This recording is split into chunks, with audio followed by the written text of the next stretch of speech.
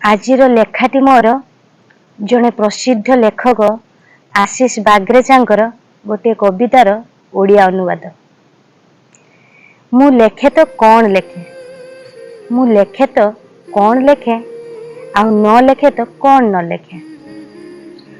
ମୁଁ କେବେ ପ୍ରେମ ଲେଖେ ତ କେବେ ପ୍ରତାରଣା ଲେଖେ, ମୁଁ କେବେ ଜୀବନ ଲେଖେ ତ କେବେ ମରଣ ଲେଖେ, କେବେ ଆଲୋକର କାହାଣୀ ଲେଖେ ତ କେବେ ଅନ୍ଧାରର ଯନ୍ତ୍ରଣା ଲେଖେ।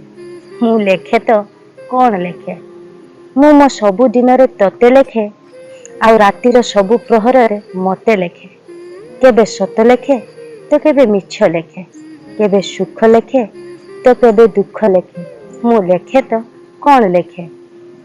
କେବେ ଅନ୍ୟର ସମସ୍ୟା ଲେଖେ ତ କେବେ ନିଜ ଲୋକଙ୍କର ବେଇମାନି ଲେଖେ, କେବେ ମୁଁ ଖରା ଲେଖେ ତ କେବେ ଛାଇ ଲେଖେ, ତ କେବେ ମୋ ମନରେ ଲାଗିଥିବା ଆଘାତ ସବୁକୁ ଲେଖେ।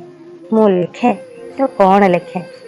ମୁଁ କେବେ ଜିତିବାର ଖୁସି ଲେଖେ ତ କେବେ ହାରିବାର ଦୁଃଖ ଲେଖେ, କେବେ ନୂଆ ତ କେବେ ପୁରୁଣା ଲେଖେ, କେବେ ମୋ ଜିଦ୍ ଲେଖେ ତ କେବେ ଅପେକ୍ଷାର ମୁହୂର୍ତ୍ତ ଲେଖେ।